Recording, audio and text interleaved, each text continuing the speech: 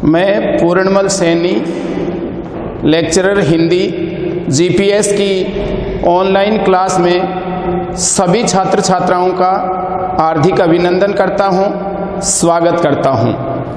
आज हम ऑनलाइन कक्षा में अपने पाठ्य पुस्तक सर्जन के अध्याय नंबर 4 बिहारी के द्वारा लिखी गई रचना भक्ति, नीति और श्रृंगार के दोहों के बारे में हम अध्ययन करने जा रहे हैं। ओके, सबसे पहले हमें बिहारी जी के साहित्यिक जीवन परिचय के बारे में रूबरू होना चाहते हैं। बिहारी मध्य रीतिकाल के कवियों में, कृष्ण भक्त कवियों में प्रधान कवि माने जाते हैं। उनका जन्म 1595 में ग्वालियर मध्य प्रदेश में हुआ। उन्होंने रीतिकाल में कृष्ण भक्त बनकर कृष्ण के जीवन से जुड़ी हुई तमाम बातों का उन्होंने अपने काव्य में निरूपण किया। इनकी सबसे प्रसिद्ध रचना बिहारी सतसई है, जिसमें बिहारी सतसई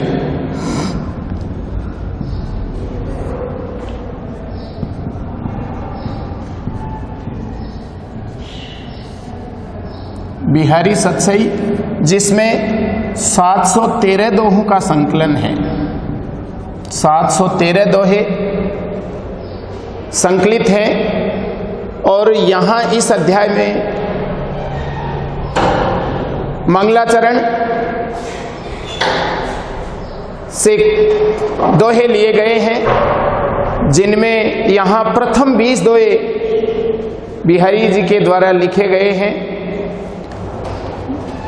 बिहारी जी ने पहले ही दोहे में अपनी राधा जी से स्तुति करते हुए या विनती कर रहे हैं और मोक्ष की कामना चाह रहे हैं कि हे चतुर लिखा है मेरी भव बाधा हरो राधा नागर सोय, जा तन की झाई परे श्याम हरित द्युति होय। कवि बिहारी कहते हैं कि हे चतुर राधा जी,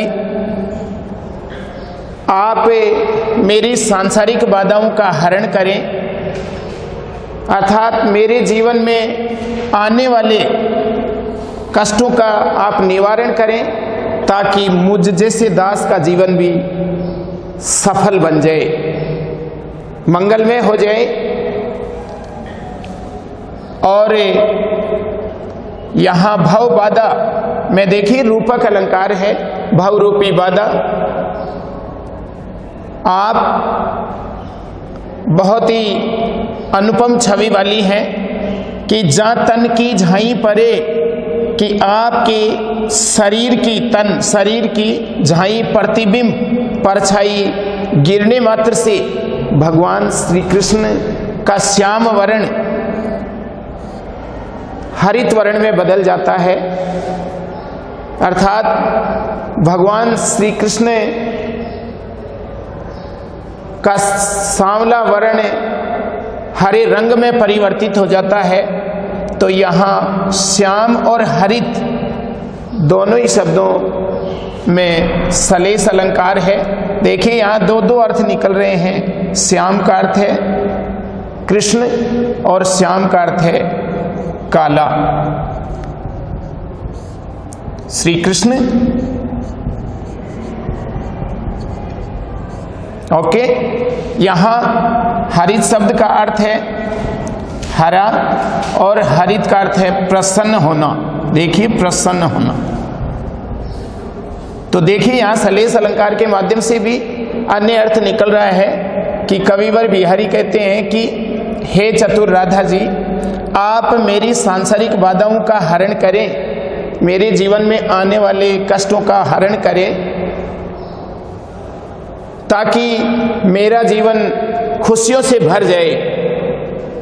जिस प्रकार जामा ने जिस तरह से आपके शरीर की परछाई भगवान श्री कृष्ण के मुख पर गिरती है तो उनका चेहरा अत्यधिक प्रसन्न हो जाता है, अर्थात वे प्रसन्नता से भर उठते हैं, खिल उठते हैं। तो पहले ही दोहे में कवि बिहारी ने राधा जी से अपनी मुक्ति की कामना की है, प्रार्थना की है कि मुझ जैसे दास के जीवन में आने वाले कष्टों का निवारण करें, ताकि मेरा जीवन प्रसन्नता से भर उठे, मैं जीवन भर आपका आभारी रहूंगा। दूसरा है, तो परिवारों उर्वशी सुन राधिके सुजान, तू मोहन की उर्वशी समान। देखिए यहाँ दूसरे दोहे में भी कविवर बिहारी लिख रहे हैं कि एक नायिका है या गोपी है, अपनी सखी से कह रही है कि हे सखी, मैं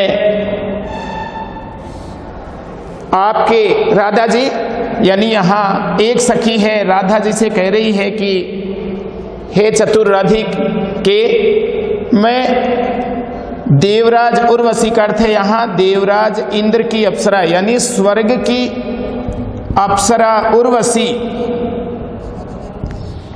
उर्वशी को मैं आप पर न्योछावर करती हूँ। अर्थात आप इतनी अनुपम हैं, इतनी श्रेष्ठ हैं कि इंद्र की अप्सरा है उर्वशी, वह भी आप पर न्योछावर होना चाहती है। क्यों कि आप तो जो संसार को मोहने वाले भगवान श्री कृष्ण हैं, यानी मोहन श्री कृष्ण, उनके हृदय में भी आप उर्वशी नामक आभूषण बनकर और बैठी हुई हैं, यानी आप इस तरह से उनके हृदय में बैठी हुई हैं, इसलिए आप अनुपम और श्रेष्ठ हैं। और आपके सामने उर्वशी जो इंद्र की अप्सरा है, वह रूप और सौंदर्य में आपसे कहीं नहीं के बराबर है, यानी आपका सौंदर्य अलौकिक है, आपके बराबर नहीं है।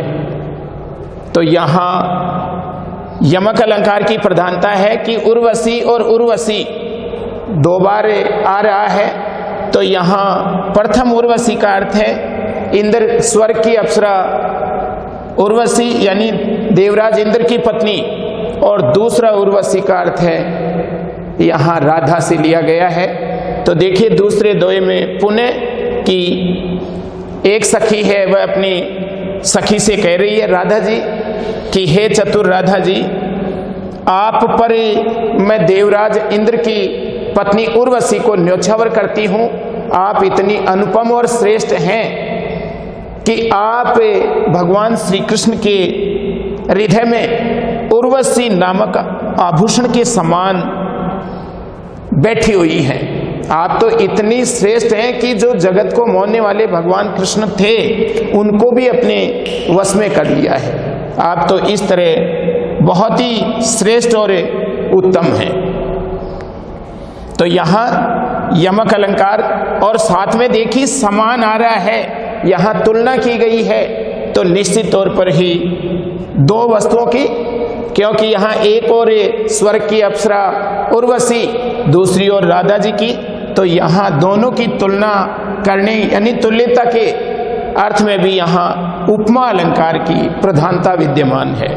तो काव्य पंक्ति में अनुप्रास, यमक और उपमा अलंकार निहित है। तीसरे दोहे में देखिए, यहाँ पुनः कविवर बिहारी लिख रहे हैं कि बंधु भये का दीन के को तार्यो रघुराय, टूठे टूठे फिरत हो झूठे विरद कहाय। कवि बिहारी कहते हैं कि हे प्रभु रघुराय रघुपति, हे रघुपति, आप बंधु भये, यानी आप गरीबों के, दीन गरीबों की सहायक बन गए हैं, या गरीबों की सहायता करने वाले हैं। और न जाने कितने लोगों का आपने उद्धार किया है। आपने इस जगत में न जाने कितने कितने ऐसे लोगों का उद्धार किया है और कितनों को ही मोक्ष की गति प्रदान की है। लेकिन इसी बात को लेकर और आप की यश और कीर्ति जगत में फैली हुई है। आप बड़े प्रसन्नचित हो रहे हैं, टूठे टूठे प्रसन्न होना फिरत हो, यानी आपकी कीर्ति जब चारों ओर इसी यश से फैली हुई है। झूठे विरध कहा है, लेकिन ये प्रसन्नता जो आप की चारों ओर फैली हुई है, इससे आप व्यर्थ में ही प्रसन्न हो रहे हैं, ऐसा कवि का मानना है। वास्तविकता यह है, कवि का यह कहना है। देखिए यहाँ कविवर बिहारी आक्षेप करते हुए भगवान पर यह कह रहे हैं कि हे प्रभु, इस लोक में आज तक आपने छोटे छोटे पापियों का उद्धार किया है, छोटे छोटे दुष्टों का उद्धार किया है और उन्हें मोक्ष की गति प्रदान की है। लेकिन वास्तविकता तो यह है कि आज आपके सामने मैं खड़ा हूं और असली पापी तो मैं हूं। यानी उनका यह मानना है कि असली पापी अर्थात दुष्ट मैं हूं। अगर मुझ जैसे पापी का आपने उद्धार नहीं किया तो मैं ये समझूंगा कि आपने इस लोक में कुछ नहीं किया है। तो अपनी मुक्ति की कामना करने की प्रार्थना करते हैं और कहते हैं कि हे प्रभु, अगर आप मुझ जैसे दास के जीवन में खुशियां भर दें तो निश्चित ही मैं आपका आभारी रहूंगा, ताकि मेरा जीवन बड़ी प्रसन्नता आपकी तरह प्रसन्नचित रह सके या खुशियों से भरपूर बन सके।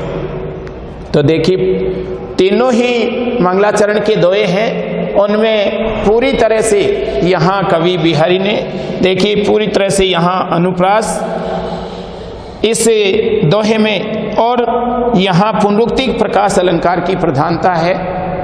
कविवर बिहारी यही कह रहे हैं कि हे प्रभु, आप मुझ जैसे दास का भी भला या हित सोचें, ताकि मेरा जीवन संकटों को न भोग करके और खुशियों से पूरित हो जाए।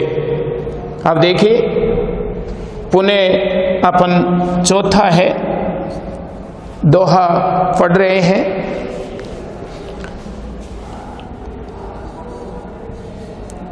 कब को टेरत दीन रट होत ने श्याम सहाय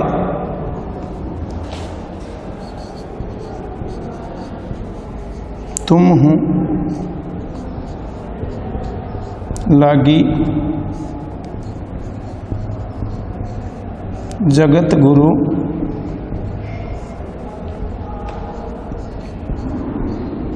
जगनायक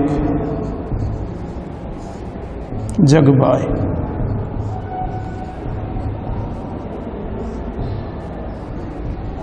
देखिए चौथे दोहे में कवि बिहारी भगवान से प्रार्थना कर रहे हैं या विनती कर रहे हैं कि कब को टेरत दीन रट, हे प्रभु, मैं कब से खड़ा खड़ा आपके दरवाजे पर और आप की पुकार लगा रहा हूँ। यानी कब से आपकी देरी पर, आपकी ड्यूटी पर खड़ा खड़ा, टेरत टेर लगाना, दीन गरीब, यानी मैं दास बनकर के आपके दरवाजे पर आपकी वंदना और स्तुति कब से कर रहा हूँ, लेकिन आपने पलकें तक नहीं खोली है। हो तने श्याम सहाय, श्याम भगवान कृष्ण से, कि आपने गरीब की सहायता तक नहीं की है, आपने आंखें तक नहीं खोली हैं, आखिर ऐसा क्यों है? उनका ये कहना है कि हे प्रभु, आप तो जगत में सभी का उद्धार करने वाले हैं, सभी को मोक्ष की गति प्रदान करने वाले हैं, आप तो जगत के गुरु कहलाते हैं। उनका कवि बिहारी कहते हैं कि हे प्रभु, आप इस संसार में सभी के गुरु कहलाते हैं, संसार के नायक हैं। आप की मुझ जैसे दास के प्रति अरुचि कैसे हो गई, इस बात के लिए वे भगवान पर आक्षेप और आरोप लगाते हुए कह रहे हैं कि कहीं आपको संसार की हवा तो नहीं लग गई है, जगबाय यानी संसार की हवा, संसार की हवा, कि आपको भी कहीं जिस तरह से धनवान और पूंजीपति वर्ग के लोग जैसे गरीबों के प्रति उपेक्षित मनोवृत्ति दिखाते हैं या उनका उपहास करते हैं, उसी तरह से कहीं आपने मेरे प्रति तो ऐसी इच्छा जाहिर नहीं की है, इसलिए आप मुझ जैसे दास के जीवन में आने वाले कष्टों का निवारण करें। तो देखिए, चौथे में भी यहाँ पुनः कवि बिहारी हैं, भगवान से विनती कर रहे हैं कि हे प्रभु, मुझ जैसे दास के जीवन में भी एक बार झांक कर तो देखें, ताकि आने वाले कष्ट दूर हो जाएं। जैसे आपने सभी पतितों का उद्धार किया है, तो मैं कब से आपके दरवाजे पर खड़ा हुआ हूँ और आप मेरी विनती सुने, ताकि मेरा जीवन भी खुशियों से भर जाए। तो चारों ही दोए हैं, कविवर बिहारी ने अपनी ही भक्ति और नीति से जुड़ी हुई बातें इसमें बताई हैं और पूरी तरह से उन्होंने भगवान से प्रार्थना की है कि मुझ जैसे दास का जीवन भी है इस तरह से खुशियों से भर जाए, तो निश्चित ही जीवन में चारों ओर खुशी और बहार मैं देख सकूं और प्रसन्नता से भर सकूं।